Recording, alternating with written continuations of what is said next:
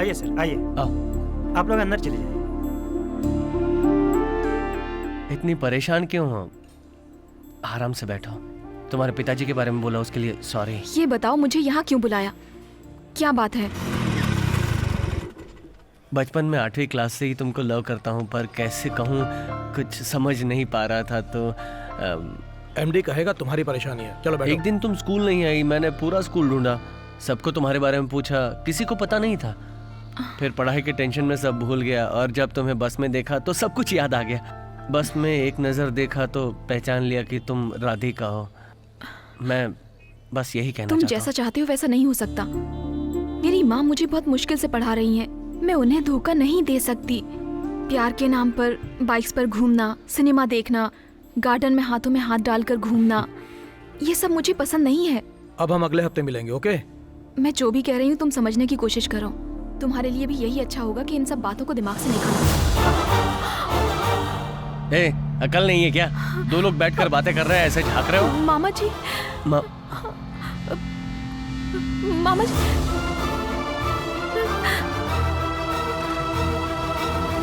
मामा जी, मामा जी,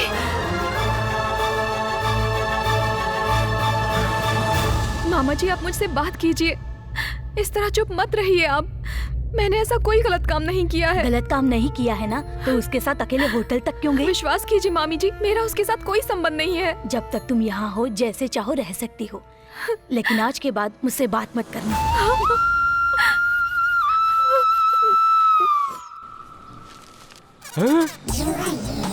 ये हमारे इस पवित्र भारत देश में ये चड्डी पहन के घूम रही है। अभी बताता हूँ। रुक जा, रुक जा। बाथरूम से नहाकर बिना कपड़ा पहने यहाँ धूप में कपड़ा सुखाने के लिए आई है क्या? इन्ना पेस रहे? अच्छा अच्छा, बाहर की हो तभी तो मैं बोलूँ। हमारे यहाँ की लड़कियाँ तो ऐसे कपड़े बिल्कुल नहीं पहनती। तुम लोग यहाँ के ऐसे कपड़े पहन के हमारे यहाँ की लड़कियों को क्यों बर्बाद कर रहे हो? Don't talk too much. 3 मत भी बोलूंगा बे। ऐसे कपड़े पहन रही है, जांग दिख रही है, टांग दिख रही है, मटक मटक के चल रही है, हमारे को सबको बर्बाद करना चाहती तू। लड़कियों से क्या बदतमीजी कर रहा है? ए मैडम, इन लोगों को देखो, आधी नंगी लड़कियां घूम रही है और आप मुझे डांट रही हो। ज्यादा बात करेगा तो तुझे ईव टीजिंग, दहेज उत्पीड़न, सास उत्पीड़न, भाई उत्पीड़न, साला उत्पीड़न, ससुर उत्पीड़न, लड़की छेड़ना, पुलिस को तंग करना, पब्लिक जमा करना, ये सब मामले में तेरे को अंदर कर दूंगी। मैडम, औरतों को बचाने के लिए तो आपने इतने सारे कानून बता दिए, मर्दों को बचाने के लिए एक भी नहीं है। एक भी नहीं है। तो मुझे ये कमीज भी नहीं चाहिए, ये लो, मुझे लुंगी भी नहीं चाहिए, और ये वीआईपी की अंडरवियर भी मैं आज के बाद नहीं पहनूंगा। सेमेस्टर एग्जाम जैसे ही खत्म हो जाएंगे तो माँ के साथ एक हफ्ता रह कर आऊंगी मैं।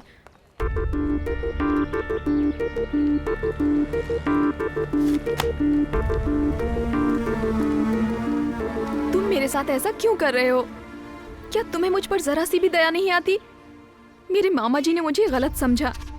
इतने सालों से जिस मामी जी ने मुझे माँ की तरह रखा, उन्होंने मुझसे बात तक नहीं की, सिर्फ तुम्हारी वजह से। मैं तुमसे बस यही कहने आया था कि आज के बाद कभी तुम्हारा पीछा नहीं करूंगा। जब मैंने तुम्हें पहली बार बस में देखा तो पूछा कि क्या तुम राधिका हो। अगर उस दिन हाँ कह दिया तो मैं तुम्हें हाय कह के चला जाता। तुमने इनकार किया तो मैं तुम्हारे पीछे आया। तुम्हारा इनकार मुझे इकरार लगा। शायद मुझसे गलती हो गई। बाइक पर घूमना, सिनेमा जाना, गार्डन में जाकर बैठना, इस तरह के प्यार के बारे में मैं भी बिल्कुल नहीं जानता। मैं तुमसे शादी करना चाहता हूँ। आज से ठीक 6 महीने बाद तुमसे बस 2 मिनट के लिए मिलूंगा। अगर तुमने शादी के लिए हाँ कहा तो ठीक है, वरना अपनी किस्मत समझकर चला जाऊंगा। अगर मर्द पर मुसीबत आती है तो उस तक ही रहती है, लेकिन लड़की पर मुसीबत आती है तो पूरा परिवार परेशान हो जाता है। मेरी भी एक बहन है, मैं अच्छी तरह जानता हूं। तुम्हारी परेशानी समझ सकता हूं।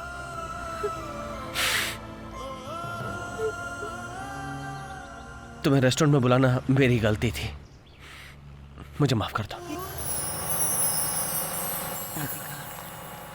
माँ, तेरे पिताजी को गुजरे 10 साल हो गए, लेकिन मुझे पता ही नहीं चला। 10 साल 10 मिनट की तरह चले गए।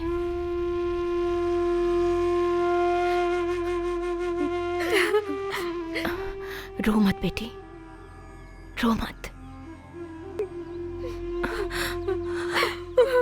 क्यों रो रही हो तुम? मेरा बेटा मर गया इसलिए? नहीं बेटा, तू मेरी पोती नहीं, मेरा पोता है।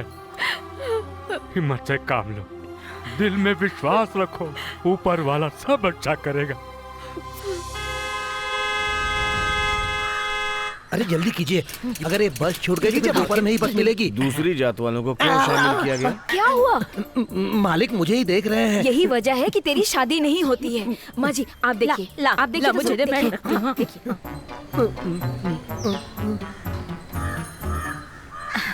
क्यों भगवान, यहाँ क्या चल रहा है? बिल्ली बैठी है, कुत्ता चल रहा है, मैं चल रही हूँ, आप चल रहे हैं। वो सब तो ठीक है, ये मुसद्दी की मछली करी को लेकर यहाँ वहाँ चल रहा है ना, वो क्या बात है?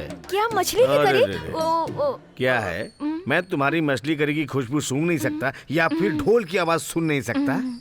मैं श्रवण के लिए भेज रही थी, कभी कभी भेज दिया करती हूँ। उसको मछली की करी बहुत पसंद है ना। तुम में अकल है या नहीं है? अगर उसमें कोई कुछ मिला दे तो क्या होगा?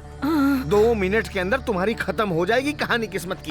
अरे बाप रे, मैंने तो ऐसा सोचा ही नहीं। खा ले मेरे भाई, खा ले। इतनी गर्मी में इतने परेशान होके तू खाना लाया, पहले तू खा ले।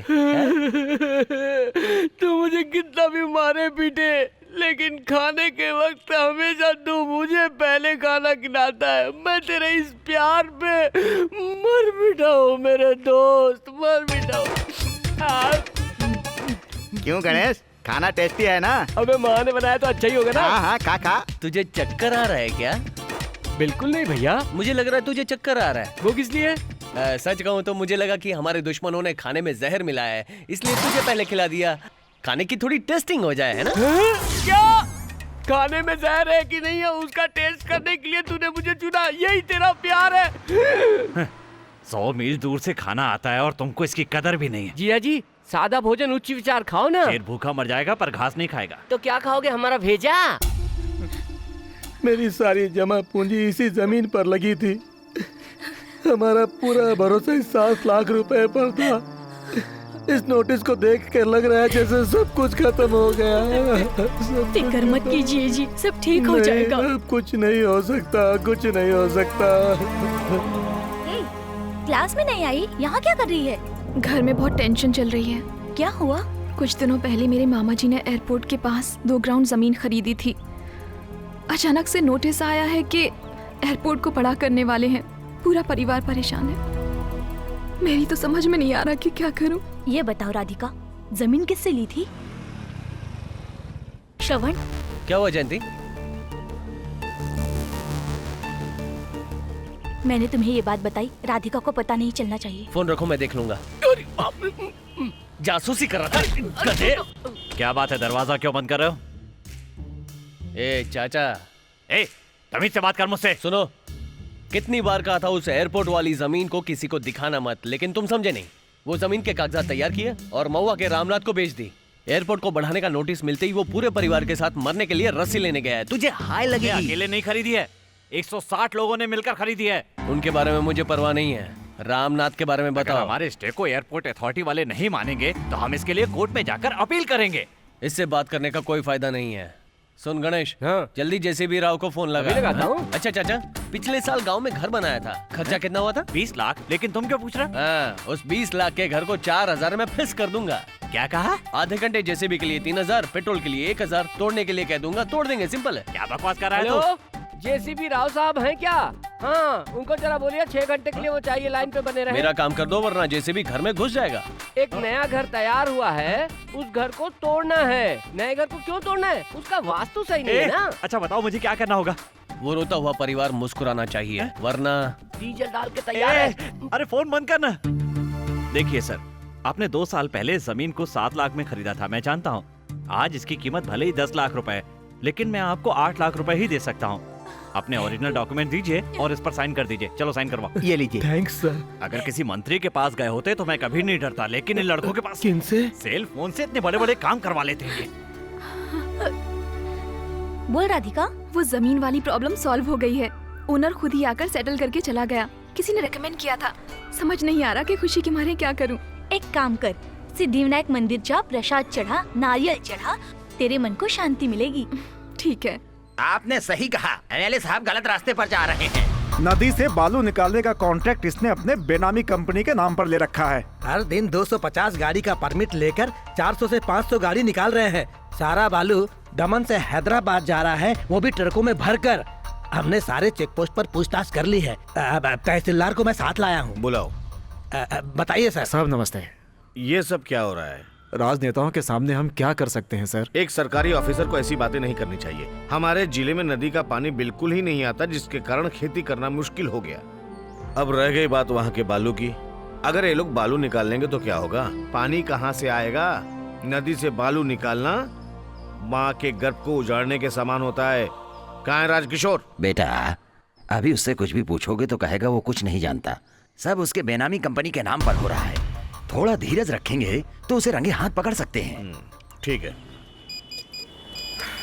भैया आपके लिए एक मैसेज आया है। क्या है? P फॉर पॉकेट मार, T फॉर तड़ीपार, C फॉर चोर, G फॉर गुंडा लिखा है। किसने भेजा है? सेकेंड ईयर का अशोक। कहाँ है अशोक? अशोक कहाँ है? निकल बाहर! अरे अशोक कहाँ है? नहीं किया है, बसंत ने किया है। चलो रे, सब लोग यहाँ जल्दी आओ। पूरा कॉलेज वाले इधर आओ। किसी ने मुझे फॉरवर्ड किया था भैया। नहीं पता तेरे को? 30 सबको मार खानी पड़ेगी। मैंने फॉरवर्ड किया था। उसका मोबाइल चेक करे। किसने भेजा? कल कैंटीन में मैंने मंजू को भेजा था और पता नहीं उसने किस किस को फॉरवर्ड कर दिया। क्या किया तुमने? अगर किसी के इनबॉक्स में ये मैसेज मिला तो उसे नंगा करके खड़ा कर दूंगा। बोलो जयंती। ये किसका नंबर है? उस मैसेज को मेरे नंबर पर भेजो। मैं राधिका को फॉरवर्ड करता हूँ, उसे डिलीट मत करना। क्या रे, ये नंबर तेरा है? ये किसका मोबाइल बज रहा है? श्रवण का मैसेज नहीं आ रहा। चुप करना। मुझे नहीं पता भाई, मुझे नहीं पता। तक पता नहीं चलेगा, कोई यहाँ से नहीं जाएगा। सर मैंने कुछ नहीं किया। इसका मोबाइल चेक करो। मंजू भेजी है भाई। तुमको किसने मैसेज भेजा था? राधिका। तूने मैसेज भेजा था? वो मैसेज मैंने फॉरवर्ड नहीं किया। मैं नहीं जानती। 9824444612। ये किसका फोन नंबर है? मुझे नहीं पता। किसका नंबर है ये? बॉस, मेरा नंबर है बॉस। वो मैसेज मैंने तैयार किया था। सब लोग अपनी अपनी क्लास में जाओ। चलो सब लोग क्लास में जाओ। जाओ जाओ